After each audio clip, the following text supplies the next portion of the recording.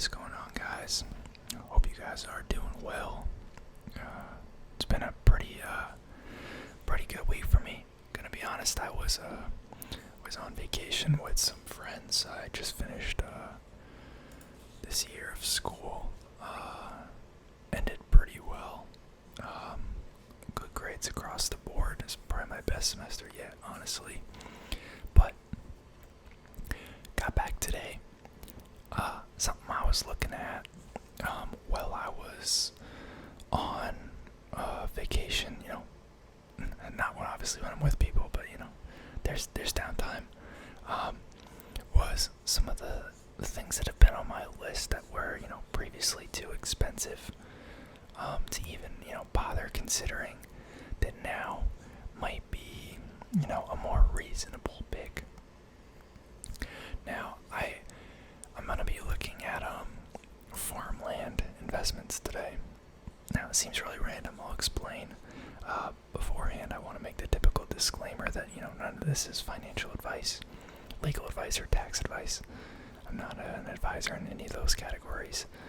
This is just, my opinion, my 2 cents, for entertainment purposes. So, take it with a grain of salt, do your own research, and consult a professional. Don't do what I do. But yeah, I initially started looking at farmland as like a potential real estate opportunity for investment about like a little under a year ago, maybe 9-10 months ago. I think it was CNBC, maybe one of the big like financial news pieces. Companies did a piece on Bill Gates' slow accumulation of farmland properties in the U.S. It's been going on for a while, but the piece I saw was from like 9-10 months ago. And most of the time, what happens? I mean, I've proposed and shown off like a number of like kind of niche investments that you wouldn't typically come across, like Alexandria real estate being like one of the first ones that comes to mind. A REIT focused specifically on real estate investments for life science customers. Like it's just very niche stuff. Usually what happens is that I read an article or I hear someone talk and it leads me down a rabbit hole, and then the opportunities that result at the end of that rabbit hole is what I end up talking about and sometimes doing. So yeah. So I don't know the exact timeline for when the purchases started, because Bill Gates has been pretty secretive, or at least they try to be, about their activities. It's all done through special funds, through what they try to keep as like anonymous corporate vehicles for both privacy and like legal protection. But it's estimated that Bill Gates and I guess his now prior wife, I guess they aren't together anymore. I don't know if that split officially happened on paper yet, but they own a cumulative 242,000 acres of farmland, making them one of the biggest, private farmland real estate owners in the country. There are obviously families or other corporations that have more land, period, but I think like strictly like agricultural farmland, and I think animals would be included in that. Bill Gates is one of the biggest, obviously through like a lot of his investment vehicles like Cascade Investments, which manages like a large portion of his money. And Buffett's actually also mentioned a couple times that he views farmland in a pretty positive light. Now there's some caveats to that. I'll talk about it in a little bit, but so they've both expressed support. And I initially heard about Bill Gates' involvement, or at least the people who invest his money's involvement in it and interest in it, which led me to finding out about Buffett's opinion on it, which led me looking at all these other options. The 2 options I'm going to look at today is Farmland Partners and Gladstone Land. These are both real estate investment trusts. Surprise, surprise. But there were a couple other kind could have made the pitch for, that could kind of follow along the same avenue. These two I think are most appropriate, and I'll kind of talk about why, but there are a number of also like non-publicly traded options, like I think Acre Trader is one of the bigger ones, and it's very similar to like Fundrise, where it's like a company that's taking off the market contributions from people to fund individual purchases of farmland, rather than go through the traditional REIT. And I guess the theory there is there's a little bit higher barrier to entry. You have to be an accredited investor, I think, but the opportunities are a little more specialized. You get a little bit more like preference, and you get to pick. And I guess maybe the management could be better. Who knows? However they pitch it, it'd be the traditional like Fundrise versus traditional publicly traded REIT argument. If you guys aren't familiar with Fundrise, I made a video of it on it like a month or two ago. Basically, they just they're private REITs for like apartment, multifamily, single home rentals. It's just another avenue to invest, and it all flows to that one company as like the management company. But those have a high barrier to entry. They're very low liquidity, although the returns could potentially be higher. And I don't have the money to even qualify. I'm not an accredited investor. I'm a college kid, so even though I find it interesting, not of much use. So these two REITs are the ones that I landed on. Gladstone has a couple different REITs. There's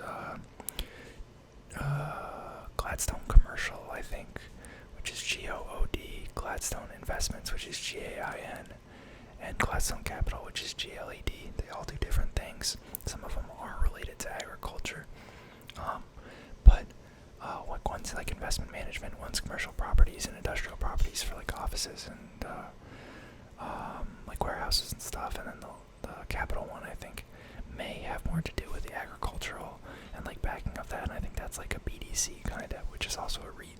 Some of those have better yields, but not really what I was going for, because it doesn't own the underlying land, farmland at least. And then, some people pitch the idea of investing in, what do you call it, like agricultural related companies, like, your John Deere's, your producers of like fertilizers and seeds, stuff like that, like a Monsanto, I guess, or however you say it.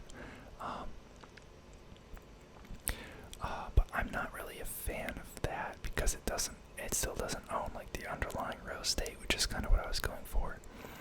There are benefits to not, owning this stuff. I'll talk about the pros and cons of what I perceive as the benefits and costs of real estate, farmland. Again, just my opinions, but I'm gonna stop babbling and get into it. So these two, there's very similar business operations, but they focus on slightly different things. So they're both about $750 million market cap companies. So very similar size, actually pretty small, which definitely increases the risk for investment. They both have pretty low yields as well, but that's kind of pretty common if you look at other like triple net lease REITs that just focus on owning the land. The yields are pretty much always just like 1-2%. Just a quick overview, like land is not considered a depreciable asset. So like its salvage value at any point in time is still considered 100%. You can't depreciate it like buildings, machinery, etc. Which has the benefit of, you don't have to have a higher rate of return to make like a land investment profitable, because the land's not going to lose value in theory. But this also, kind of plays into the like land being pretty efficiently priced. Like there's probably 100 ways to skin a cat when you're valuing like a warehouse. What condition it's in, what technology it's equipped with, when it was built, etc., etc. But the underlying land, factors that increase or decrease the value, such as like location, or in this case like the arability of the land. But there's a lot less factors at play, so typically the land is more efficiently priced, and as a result, the margins that you can kind of finesse when purchasing these properties is a lot lower. Also, just the nature of kind of the loans that are used to purchase these farmlands.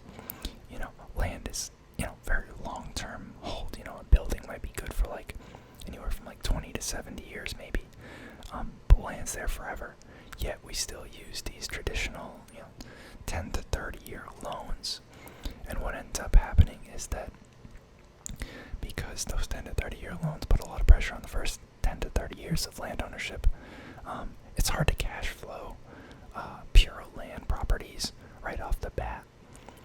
So what ends up happening is these companies tend to cash flow a little bit less, maybe on the back end. Once the land is paid off, then it can begin to cash flow more, but you kind of need economies of scale for that.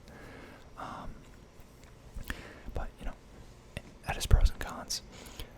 Another big thing is that there is a finite amount of farmland in the U.S. And it's actually slowly decreasing because some land is proving to be not arable due to changes in like climate. But then there's also a lot that's bought up and used for things like apartment buildings and other such, as a result of like things like population growth. So I forget if I think it was Farmland Partners hired a consulting company to kind of put together this primer for investing in farmlands. It's like freaking 80 pages long. I read through some of it, but I just want to flip through and point out some of the key takeaways, I guess, because they'll probably be a lot better at explaining it than I am. So one of the things that they talk about a lot is like what percentage of the properties in the U.S. are actually owned by like public companies. So like things like malls, senior housing, strip malls, offices, like those have a pretty high percentage of ownership from big institutional owners. But farmland is among one of the lowest. So there's plenty of opportunity to grow. I think they're going to talk about it here, but a lot of farmland properties are owned by individual families. Might be in one of the investor presentations that they talk about that. So I'll come back to that later. The two companies that I'm talking about today, one focuses more on row crops, which are your annual crops that you replant every year. So this is going to be your corn, your wheat, your soybeans, etc.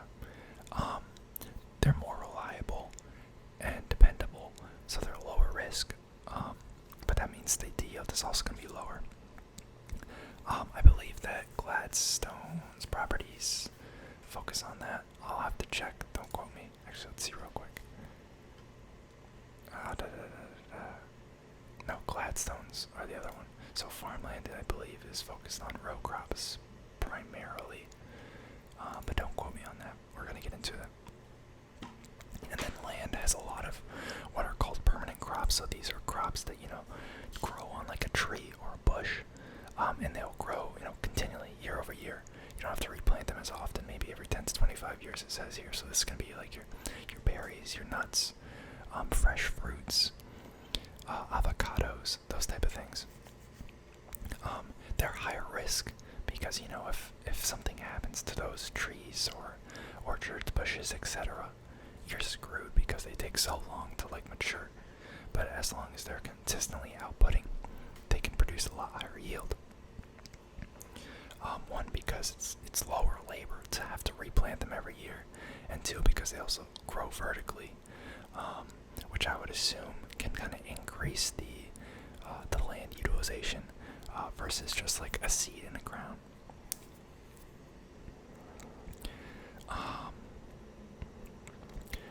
I do think it's kind of like, obviously this is a consulting company that was hired by the Farmland Partners company to prime people on investing in farmland. So obviously it's going to probably skew bullish on farmland.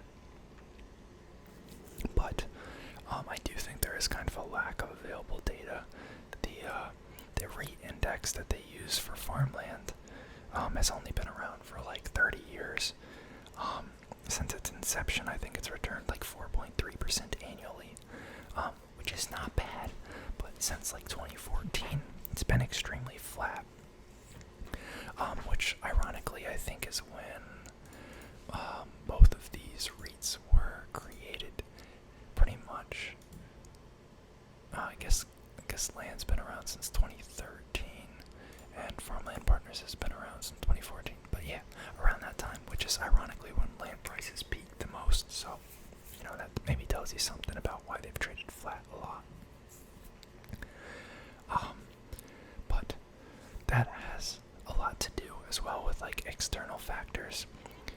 Farming is heavily reliant, especially the row crops, reliant on commodity pricing, imports and exports. And then, both are reliant on energy pricing, things to operate machinery, and also, they can be impacted by supply issues. We're seeing some issues with like fertilizer shortages right now, from like areas like Ukraine or Russia. That can also play into how profitable crops are, which crops are profitable to grow, what potential yields farmers could see, because we have seen technology increase, which is one of the things that's concerning, because maybe you need less land to grow the same amount of food if your technology allows you to harvest higher yields. But that's also something that is kind of comes and goes. There can be many bad years in a row that could wipe a farm out, or there can be intermixed. There could be a string of good years. It's kind of random. Some of the benefits that they highlight is that the demand for food is continuous. I also think one that they don't mention here is that the government would likely backstop to some degree, farms and the nation's food supply. If there was to be some sort of major issue, there already is some sort of insurance system in place for farms and yield protection somewhat. I'm not extremely well versed in it, but I believe there was about $8 billion allocated for coverage as of last year. You guys can fact check that by just doing a quick Google search and kind of looking into it yourself, but that's not a huge deal for me, because I think it kind of misses the point. The underlying land is not going to change in theory. I do have some worries. I think land has the biggest portion of their portfolio is in, I'll go through each company individually in a minute here too. I just want to look at this point in particular. But their highest focus of properties is in California. As you guys probably have heard, California has a lot of issues with water shortages and such, so that's something that I may not fully understand. That could be a potential risk, especially when it's such a large portion of their portfolio and it's already not a crazy large company. And because such a small percentage of farmlands are owned by institutions, it's not really likely that you'd see the government step in to help companies that specifically own farmland if there was an issue. If automakers in the U.S. have an issue, that's freaking massive. Those are tens of billions of dollars in company valuation right there. Like the government's not just going to sit idly by most of the time and let that die. Versus, these two REITs that are worth, $1.5 billion together. That's peanuts to the government. It's not going to draw the same attention. It's not going to draw the same support and kind of backstop.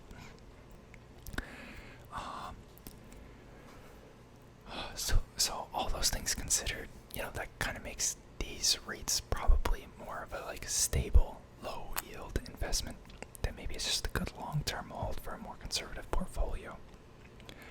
Buffett has kind of said he preferred, I think he made some quote about preferring farmland to bonds or something like that. But looking at the returns that this primer highlights right here, it's mostly single-digit returns. They did pretty poorly prior to 9/11, 1990 for the past 10 years before that. Kind of makes a note about it here. There's very high interest rates and record debt levels, and commodity prices were kind of screwing a lot of farmers and farming. So there was a pretty steep decrease in farm valuations then. But it's single-digit returns, and obviously, past performance is no indicator of future performance. But there is something to be said about the practically, non-existent zero returns or negative returns over this 30-year period. Granted, you're probably not matching maybe the S&P on a lot of these years, but it's a respectable and probably pretty diversified return versus the S&P, especially once dividends are accounted for.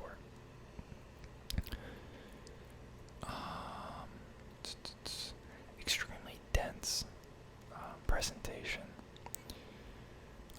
So here they state, demand for food in the U.S. and globally is increasing at a steady pace, yet available agricultural land per capita is shrinking.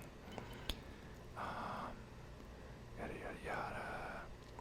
Growing wealth and changing eating habits are bolstering demand. Food is a basic necessity that provides downside protection to the sector. Sure. Still has risks, which I talked about. It talks about imports, exports, and what percentage of global food output is produced by the U.S., which is pretty interesting to see. I think there are going to be a lot of issues in coming months and perhaps coming years with food shortages as a result of this whole Russia-Ukraine conflict. I don't know if you guys follow that, but a lot of countries in Africa and surrounding areas rely heavily on imports for certain food products. And what's happening with the recent increase in commodity and food pricing around the world as a result of the Ukraine and Russia conflicts is that those countries are kind of being outbid. What was previously pretty affordable is now becoming increasingly expensive, because as the U.S. and other developed nations are having their own problems, they're turning to these avenues to, make up for that difference in demand. So the U.S. and these other developed nations can afford to pay more. So it's not really an issue for us, and those costs will get passed along to consumers when we see, $1, $2, $3 increase in prices for certain foods at the grocery store. But for a lot of these, less developed nations, they can't afford to go to bat with the U.S. and China and these other countries. They're going to suffer, and they're going to see pretty large shortages of food, from what I'm hearing and what I'm seeing as a result of this whole conflict. So yeah, that kind of tangent there, but I also think that, in theory, the U.S. could shift to import more food, but I think there's going to be issues around independence like there is now with energy independence. So I don't think that's going to be something that the U.S. wants to let happen. Yeah. Talking about population increase, food consumption growth in less developed countries. Not really relevant to the U.S. properties that Farmland Properties owns, but this is a primer for the sector. It's not just for the company. Grain imports increasing. Whoops. Arable land per capita by country. Global agricultural land decreasing. Increases in food production stem from better crop yields, not additional lands. This is what I was talking about on the increased technology that could potentially be a headwind. Excuse me. If farms are able to harvest more from the same amount of land, that reduces the need for more land. So that's going to decrease demand, which will in turn increase supply and drive prices down somewhat. In theory. I don't know if those advances are enough to outpace things like population growth and demolition of farmlands.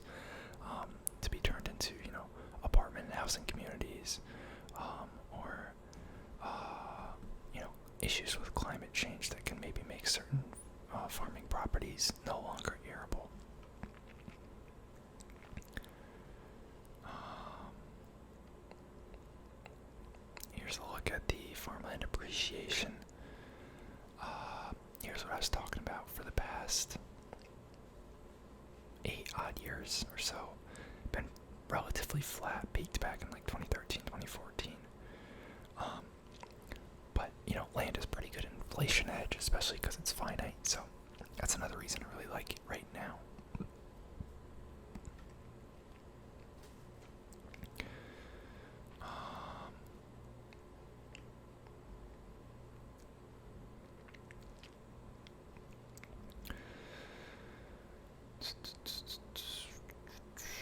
Farmland income spread to inflation. Interesting to highlight how much farms produce in income versus what we've seen in terms of inflation over the past 30 years. It has consistently outpaced inflation, or so they claim. I think there's some issues with CPI being accurate reporting, but that's besides the point.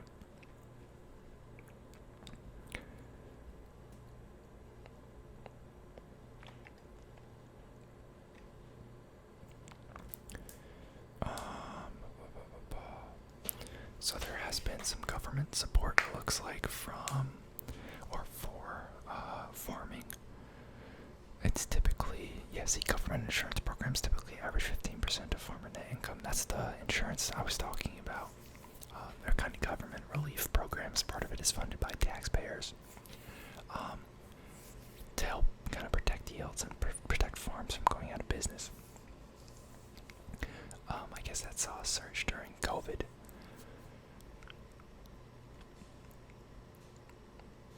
But anyways, you guys get the point. This is interesting. Alico is another one that does, I think they're primarily like oranges, like citrus fruits. They've had some issues with like profitability and dividend coverage, so I didn't bother looking at them. I haven't looked at Lemoniera, so maybe I'll look at them after this video, but it sounds like they're not a REIT, they're just an agricultural stock.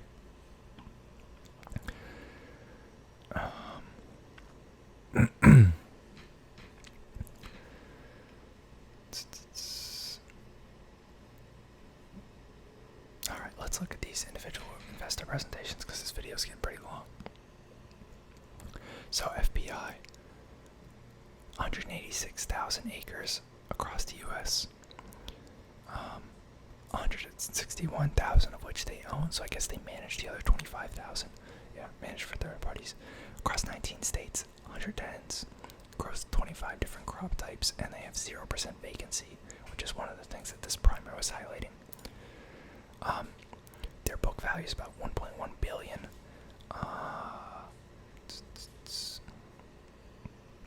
They're going to touch on a lot of the same points. You can see they even took a screenshot from the primer that we just looked at, so I'm going to breeze through this.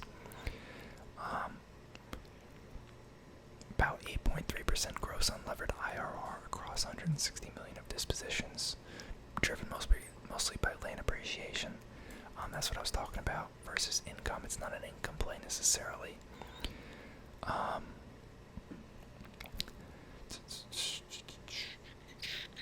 Can look at their land here, California, a lot of the Midwest, a lot of in Florida, Alabama, Mississippi, the Carolinas.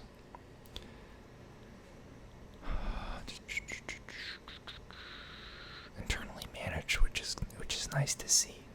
That's typically viewed as more of a pro because there's a shared interest, and it's not some third-party company maximizing assets on the balance sheet to increase their fees. Board and management own about 8% of the company. Typically, I view that as a good thing. I guess I do view it as a good thing, but it's a little less substantial since it's such a small company. It doesn't represent as many dollars.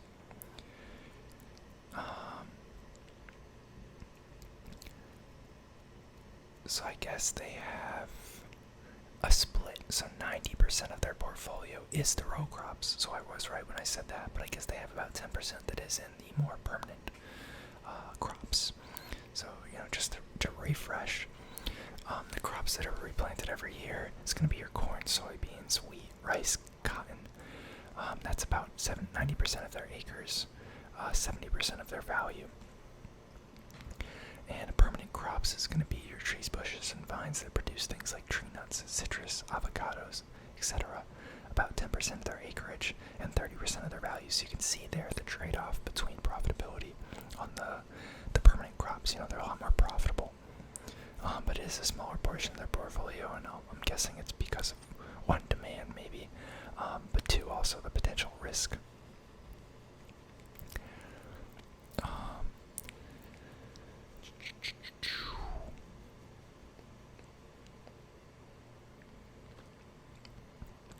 So there are different elements of their income. So fixed payment is going to be the fixed farm rent. I guess they generally straight line it over the term of the lease contracts. But then there's variable payment, so this is going to be determined by the profitability of the farm, how well that crop is doing. So this is where the commodity pricing and just the overall, drought or, good years can come into effect, because this can fluctuate the amount earned by companies like FPI.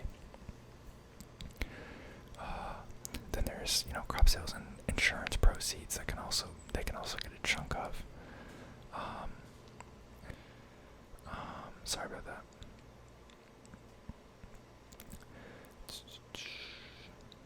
They're making, constant acquisitions. In the past year, they've made 1, 2, 3, 4, 5, 6, 7, 8, 9, 10, 11, 12, 13, 14 acquisitions of properties. And, each of these is anywhere from tens to thousands of acres. That's farmable properties that's added to the portfolio. So it's nice that they're, increasing acquisitions. Currently about 4% blended gross yield. So that's what I'm talking about with the lower yields versus something like a warehouse REIT, apartment REIT. They're seeing anywhere from high single digits to low double digits.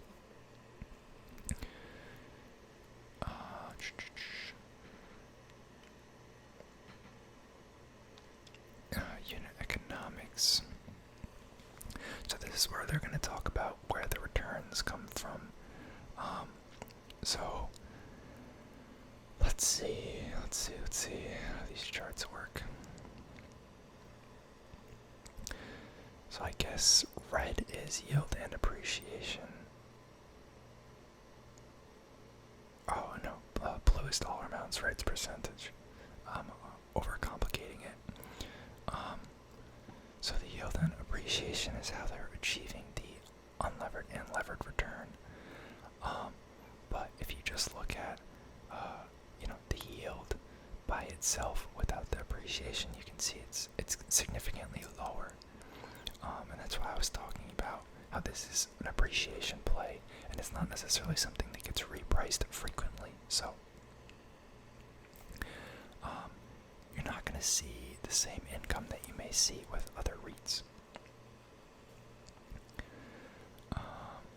Here you can see appreciation in relation to inflation. It looks like it's a little closer than that primer article implied, but that's still fine because you're getting income on top of this.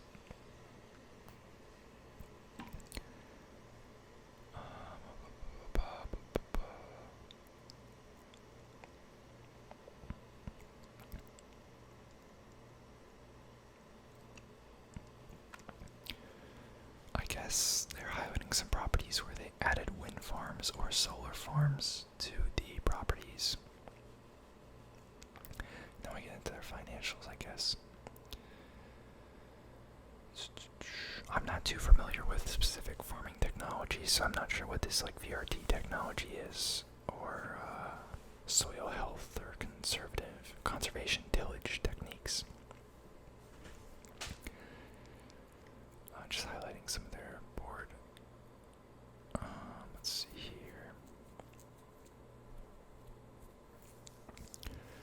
So this is just U.S. farming overall, I guess, not necessarily their portfolio.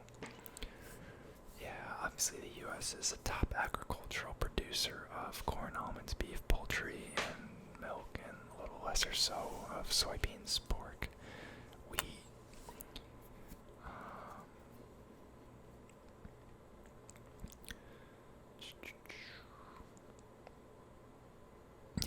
you can see farmland primarily held by small family farms. So it's a very fragmented market.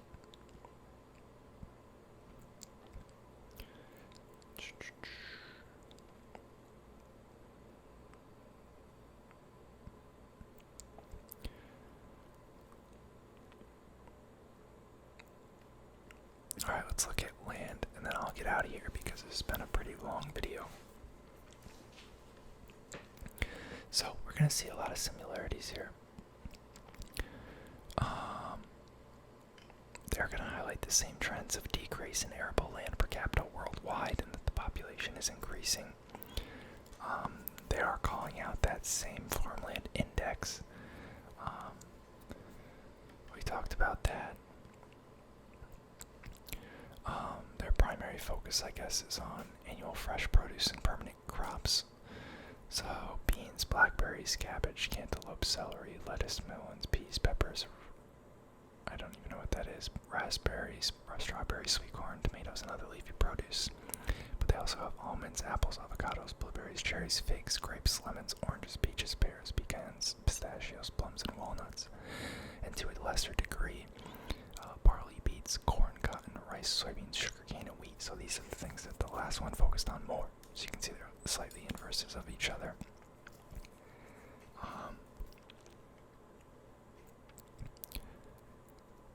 So, of course, they're going to claim that all their properties have adequate water supply. I don't know how true that is.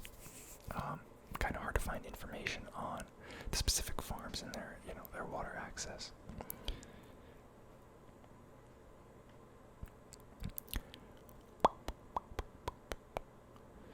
So they're highlighting that fresh fruits has outpaced the price of other food and beverage components in the CPI index, or Consumer Price Index, sorry. Mainly properties in California, Colorado, and Florida, with some speckled into Nebraska, Arizona, Texas, Michigan, Washington, Maryland, Oregon, South Carolina, North Carolina, Georgia, Delaware, and New Jersey.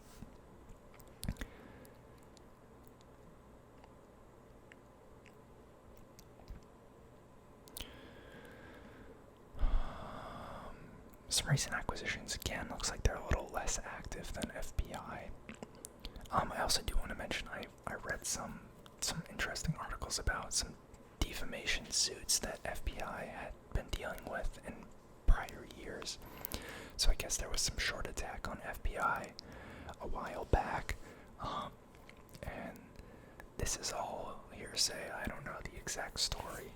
Probably have to look into it more before I decided to invest, but there was a short attack that was put out, and I guess it contained a lot of not so true information, and the company that put it out eventually came out and admitted it was false. But there was a lot of lawsuits and class actions that resulted as a result of that short attack and the information they claimed. That is still ongoing, so FBI has been dealing with a lot of legal fees, which is perhaps why they haven't seen quite the same returns as land, because they've had some other costs on the side.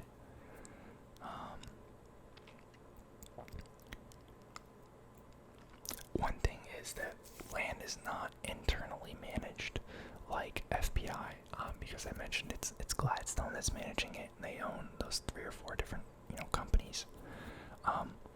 One thing to note.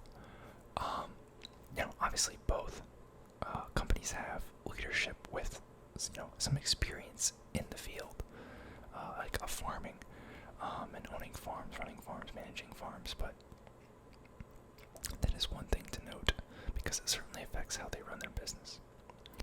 But I'm going to think about it, do some more research. It may end up being something that I buy in the public dividend account, but, we'll see. Hope you guys enjoyed the video. Hopefully I didn't ramble too much, and I'll see you guys next time. Peace.